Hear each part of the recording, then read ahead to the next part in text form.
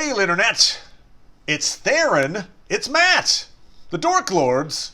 We're here talking about The Wheel of Time, Season 1, Episodes 1 through 4. It's kind of a recap of several episodes here. There's going to be 8 episodes in total for Season 1, so we're at the halfway point. Amazon dropped 3 episodes at once, and then this 4th one. So yeah, anyway, a number of viewers asked for a video on The Wheel of Time, so I thought I'd oblige. I read all 14 books. You did? I didn't know that. Wow. Generally as they came out, so back in the 90s and aughts. So it's been a while, but I did read the entire series, and I think you read a number of the books as well. I only read the first 3. Eye of the World, Great Hunt, Dragon Reborn. Gotcha. But you've read the source material that this is drawing from, in other words. Hey. Obviously, I enjoyed the series, or I wouldn't have read all 14 books.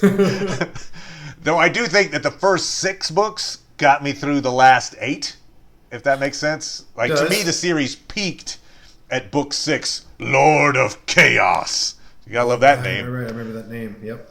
No spoilers, but the Battle of Dumai's Wells makes for some good reading. So a few seasons from now, when the main characters end up in a place called Dumai's Wells, get ready! Some extreme violence. It's gonna be some cool scenes happening there. Fantasy violence. But exact fantasy violence. Yeah, top tier. But by book 11, I think I was only still reading just because I'd already put so much time into it. I was like, oh man, I gotta keep going. But to me at that point, the story had lost focus. When was Robert Jordan's last book? It was book 11. Book 11, okay. So he had intended to write 12 books. He tragically passed away after book 11. And then Brandon Sanderson stepped in to finish the series, but he wisely, in my opinion, realized no way can you finish this in a book.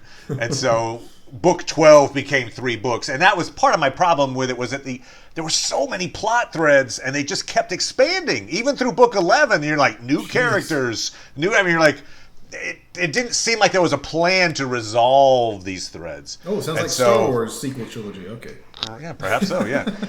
I didn't love the book series. I think it is flawed, but there are aspects of the books that definitely hooked me. And the main hook, I think, being Jordan's magic system. Love the way that magic is described in terms of the weaves and weaving threads of energy to create spells. The show is picking up on that, obviously. You have to. I mean, it really is an integral part of the show. But also, interestingly, if you notice in the opening credits for the show, it's showing like a tapestry being woven. Yep. It's kind of the opening credits. And so the idea of the weaving the threads of spells mirrors the larger metaphor of the pattern. Just like the Wheel of Time is metaphorically a spinning wheel that's creating a giant tapestry called the pattern, which is what we're seeing in the opening credits. And we also get a reference in the show to Theron. I think that's how you pronounce it. It's interesting. I'm hearing the things pronounced for the first time. Same here. In the show, I'm like, what? Like, they even do a meta joke about it, I feel like, with, how do they say her name? Nynaeve. I heard that name as, that's how you say it. Now I can't remember, whatever. Yeah, because there's a character, Leandra, in one of the Red Aja. She's like, how do you say your name? Is it Nynaeve or and I was like, that's how I used to say it. So anyway, I was like, yeah, that was for us, I think.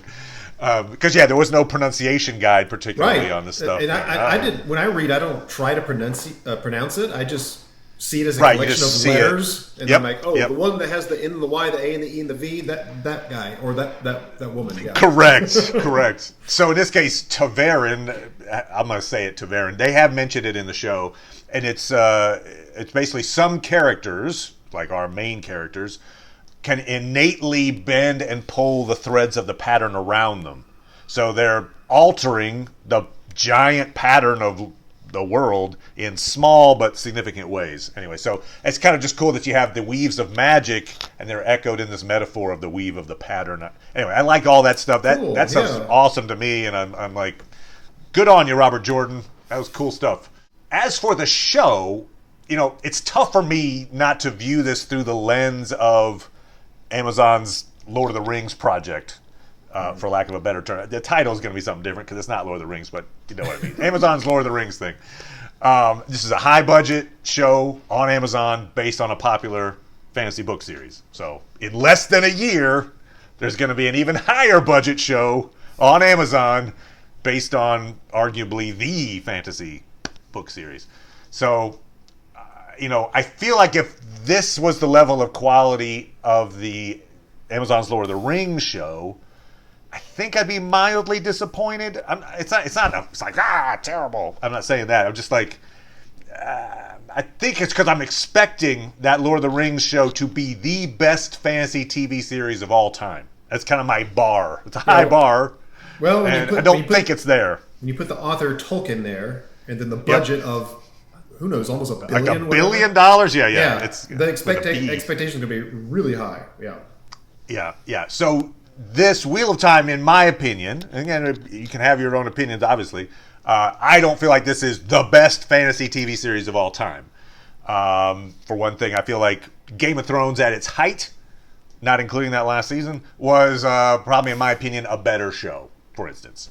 But it's early days, and this show could certainly find its footing. I don't know, what are your thoughts on that show? Like, is Wheel of Time the best fantasy TV series of all time, Theron? So far? No, it's not. No. Okay. And for me, I'm not a huge Game of Thrones guy. I enjoyed it, but I had plenty of complaints about it all throughout.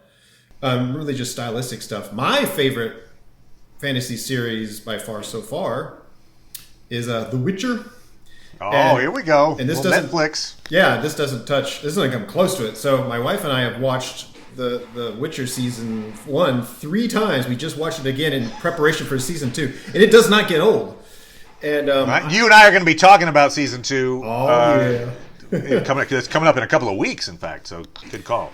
But I mean, there were some things about the first 4 episodes I liked very much, but I did find myself going like, and feeling a little bit of fantasy fatigue while watching it. That's just the feeling. Oh, interesting. I had. Yeah, so I was like, so definitely not the best fantasy series that I've seen. I will say one thing about the Game of Thrones connection. I feel like maybe Game of Thrones at least borrowed maybe some ideas from Wheel of Time, in that one of the main themes, I say background themes of Wheel of Time that we'll find is something they call the Game of Houses, which is basically, politics among the elite, and the different houses have their own, political shenanigans going on, and obviously Game of Thrones very similar in ideas to that. Totally. So that political angle, we're not really seeing a lot of that yet in this show, but that is certainly in the books, and you feel like we'll start seeing perhaps a little bit of this house represents this, whereas this house represents this. It's interesting that the two of us are talking about this because you've got a very good memory of the book series. I only read 3, and this was back when you read it too, like not long after they come out, back in the 90s. Many years ago, yeah. And it's strange, when I was watching the first few episodes, I cannot remember one thing, not one, about what happened.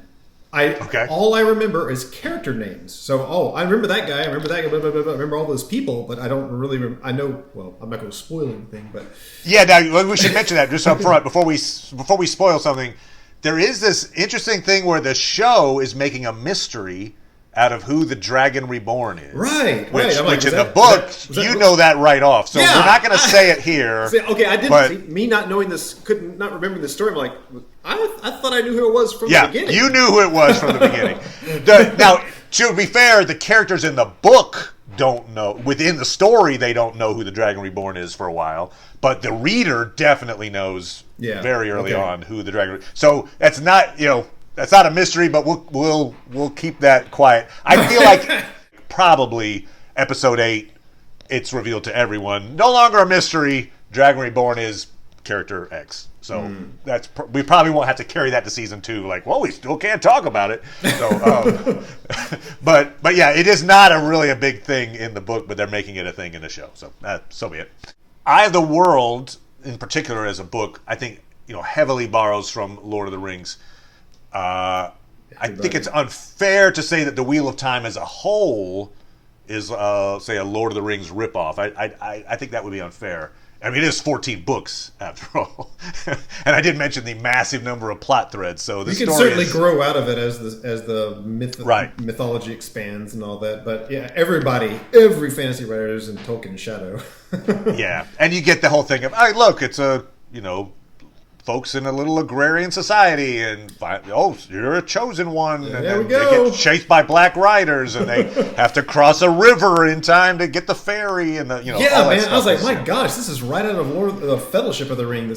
Yeah. I don't know if it was the first episode or the second episode, but goodness, I mean, there was even a line, and I can't remember the line that was like, that line is in Lord of the Rings. Okay. So I feel like this is the most Lord of the Rings inspired portion of the Wheel of Time. I do feel like it does go into new areas after that. I won't get too spoilery here, but one of the main themes is completely opposite of Lord of the Rings, in that our yet unnamed Dragon Reborn basically has to learn how to use power to defeat the Dark One, whereas Frodo basically has to give power away in order to defeat Sauron, the Dark One, whatever. So there's different viewpoints in the use of power, for instance, is a thing. But anyway, there's a lot of differences, and I do feel like Wheel of Time is its own thing, but it's certainly early on it's heralding the works of Tolkien in that way.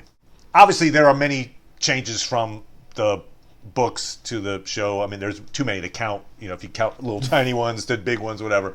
And most of the changes, frankly, make sense for a show versus a book. I don't remember any, so you'll have to fill me in here and our audience.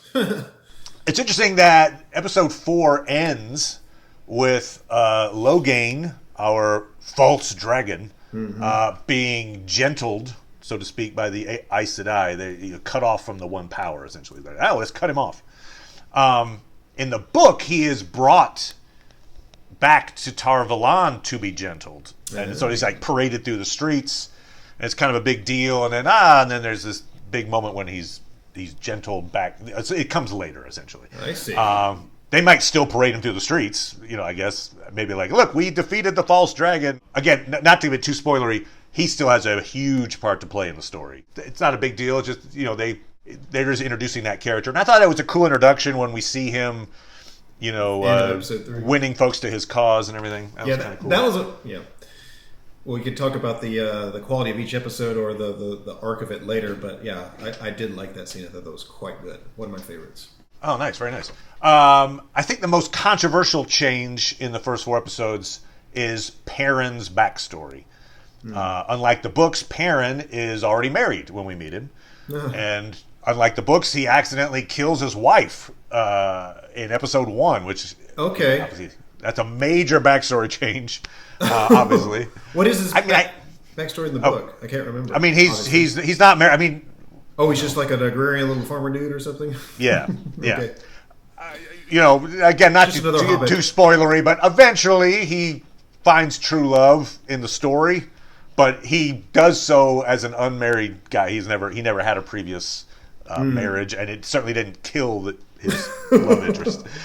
So it's a huge change, right? So I think I see why they're doing it, because one of Perrin's internal struggles going forward, again, I don't think this is that spoilery, one of his internal struggles going forward is kind of whether to choose the way of the hammer or the way of the axe. So in some ways, like blacksmith versus soldier. And those are symbolized by those weapons, or those tools, you want to call them.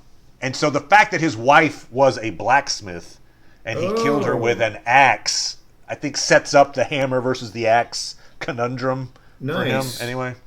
But this is a classic example of what we call fridging, which is creating a character whose sole purpose is just to give the hero a motivation.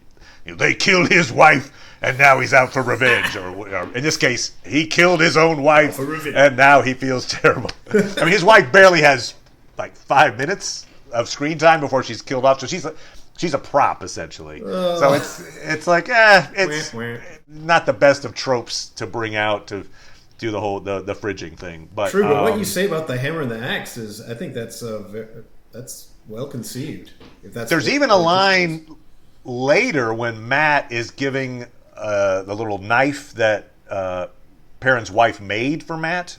Matt gives it to Perrin, and he says something like, she always talked about making tools versus weapons or something like that. And so it's even bringing out the idea of a tool versus a weapon in that little bit of dialogue. So I do feel like that'll be something that he borrows on as his character goes forward.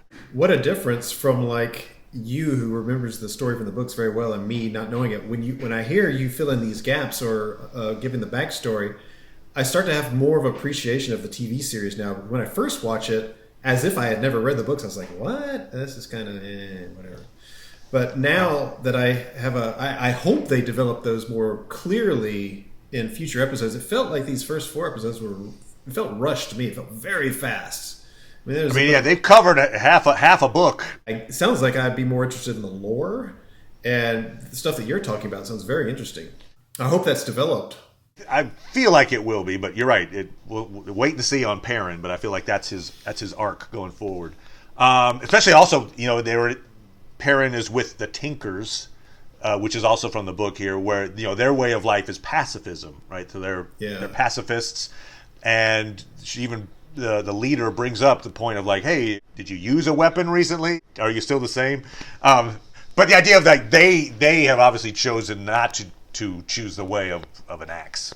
And so he's seeing someone who lives by that code, and that probably informs his decisions later as well. So, but I found it interesting that the wife, the few minutes that we see her, she seems really unhappy. Like she doesn't partake in the festivities they're having. And she seems a little distant toward Perrin.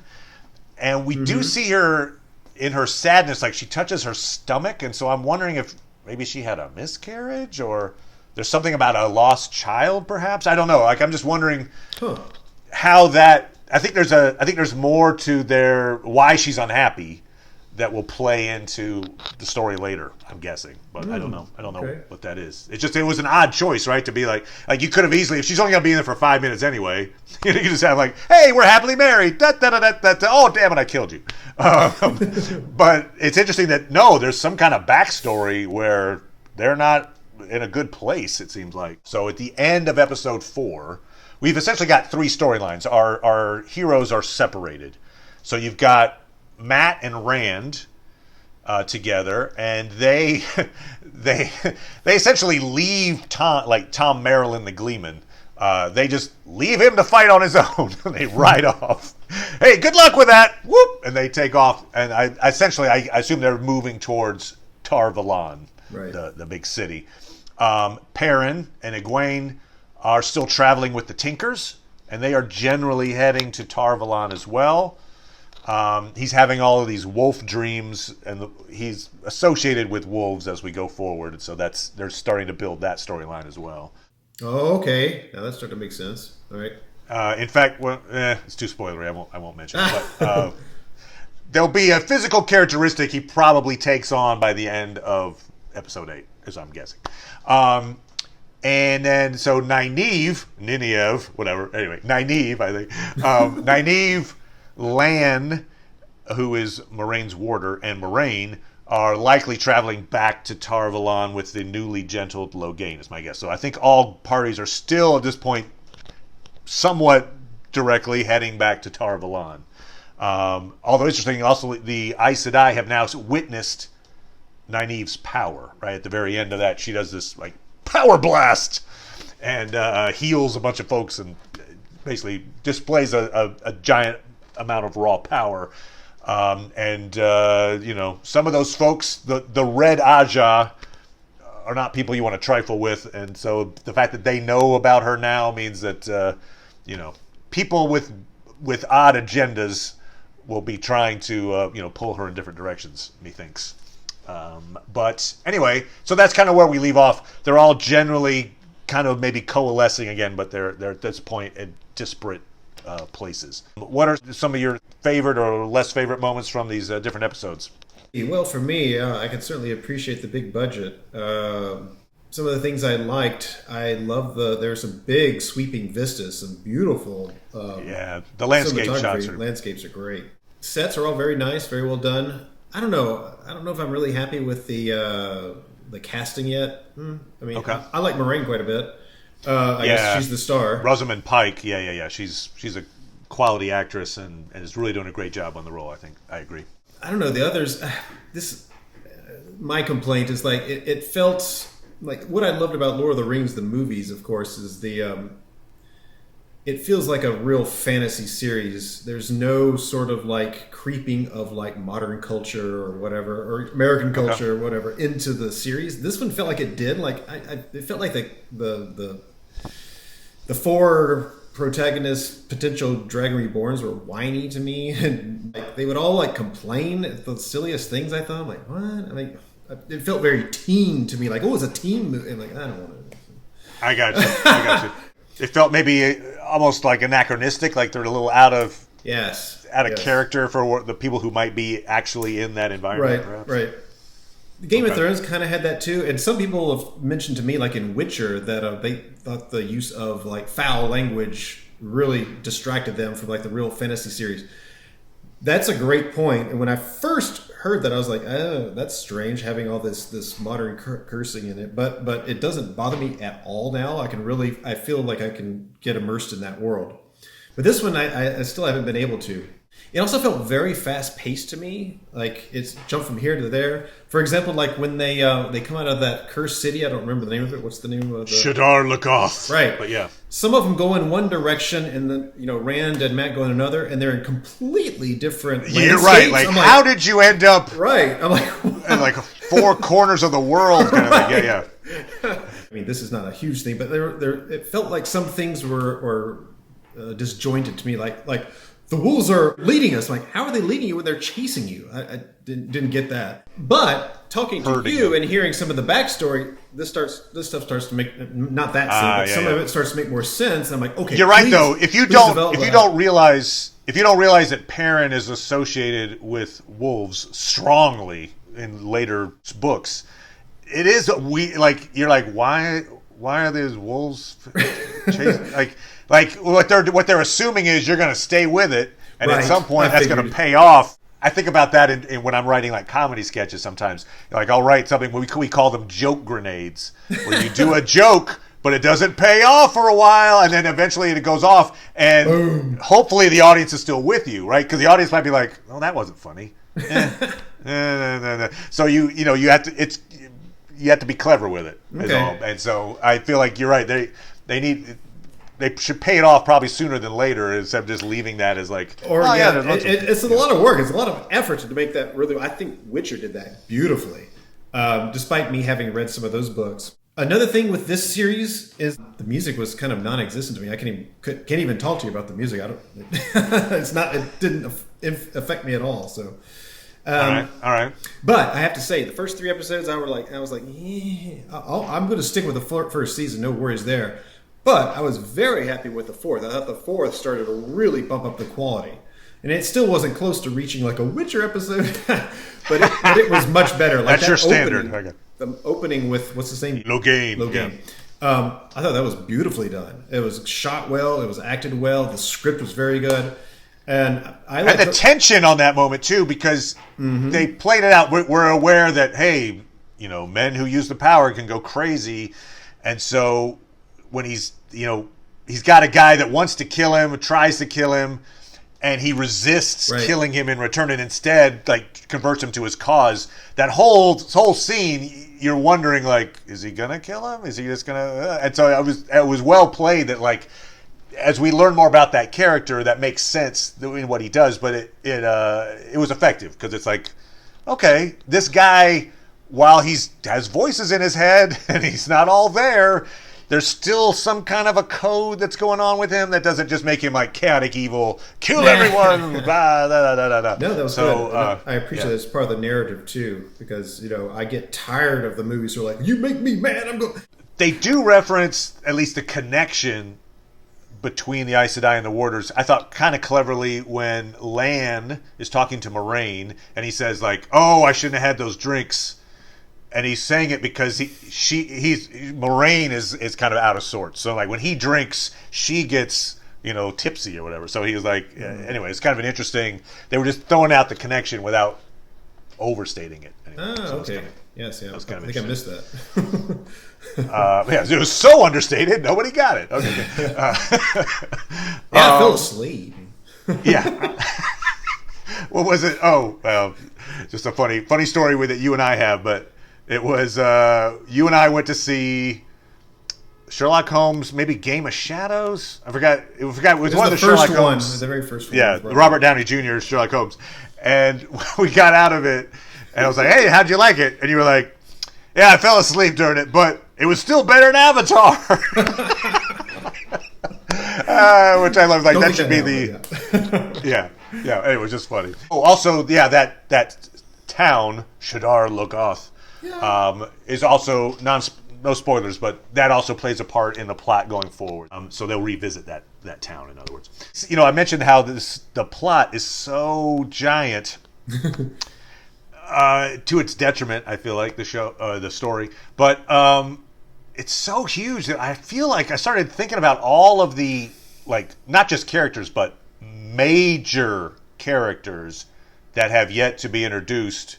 I almost feel like the show would almost have to introduce a major character every episode in order to keep up. Unless they're gonna, I mean, obviously they're probably gonna take some characters and try to combine them into one. Jeez. You know, a little, efficiency, but they can't do that with. I mean, oh my God, it's just the litany of characters by the time you get to the end of the story is off the charts. Jeez. It's a way more complicated story than, say, Lord of the Rings, probably even Game of Thrones. It's so complicated that I am interested to see how because they've been introducing characters to us, and they introduce us to the White Cloaks as well here. So they're like, those are the, I don't know, they're lawful evil, I guess you'd say. I don't know. They're going around, Inquisition, justice by fire kind of folks. Kill the witches. But you've got all these factions that will be coming out, and each one of them is represented by a major character. So I'll just be interested to see how the show handles this giant stable of characters by the time they get to, I don't know, the end of season 2, let's say, or whatever. It's going to be tricky for them to juggle all of these characters in a way that you're like, wait, I haven't seen that character in 5 episodes. Oh, okay, whatever. So it'll be fascinating to see how they pull that off. And we've met Aram. He's the guy. He's in the Tinkers. He's the one that was kind of interested in Egwene. He has a major part to play as time. He's one of the major characters going forward as well. Oh wow. Tom, I remember him. They left Tom for now, but he's certainly important later on. Yeah. You mentioned that you weren't sure about the casting. I think my favorite of our main potential heroes is probably Matt. He has my name. I like that. But the character playing Matt, and I think actually I heard a rumor that he might be replaced for season 2 for whatever reason. Oh, I saw that. Like, he might be going over to, or has something to do with The Witcher, Haas. Oh, yeah? Interesting. Okay. They took it. Oh, he's the best one. Grab him. Anyway, but I think I like his portrayal of that character because he does have there's a tragic quality to him, but also anyway, going forward, his story is really compelling, and I think we've got the seeds of that here. So anyway, if I were to pick one of the characters that I think is doing the best job at portraying the character as it is in the book, I think it's probably Matt. If I do. Also, they introduce us to, now again, like, how do I pronounce it? The Aiel, it's Aiel. They're hugely important going forward. They have the dead Aiel in the cage, and Tom wants to give this guy a proper burial. Mm-hmm. And so that culture is going to be very important going forward. So I like the fact that they introduced us to it in a clever way here, because that's going to pay off later. Probably not so much in season 1, frankly, but they've at least laid the groundwork for what will be hugely important going forward. So that was cool. I like that they threw that in there. It's like, well done, tip your cap. I guess maybe my other favorite character, I mean, I haven't seen a huge amount of sure. it, would be Tom. What's your favorite? I mean, the casting for him, I thought he was great. But I have to say, I wasn't super excited about this series. Once I started watching the first 2 or 3 episodes, I was like, But I am more excited now after doing this talk. Okay. Yeah, I want to learn more about the. I don't have time to read the books, but I want to learn more about the backstory, which I can talk to you about. You can fill me in, and then I can appreciate what's going on a little better, which I do now. So, nice. Thank you. Cool. Happy to serve. All right, awesome. But yeah, so we'll be back talking about the end of the season is the way we'll do it. So actually, I'm going to be on vacation, traveling around Christmas time. So what we'll do is we'll come back. Theron and I will talk about the end of season 1. So we're doing our mid-season, end-season recaps. And also then we got to pick up on Witcher. You just committed. You're right here publicly. I can't take it back now. Didn't last time Netflix just drop everything at one time? Am I wrong? Did they binge it? They did, yeah. Okay, so that might happen again. In which case, it's always a little tricky than the week by week. We can't watch it all of them in one day. No, we're not doing that. But we'll do a thing. We'll do some version of doing The Witcher as well. So come on back for that. And we'll be back talking about the Wheel of Time, end of season 1. So thanks as always. Appreciate it, Theron. Appreciate it very much.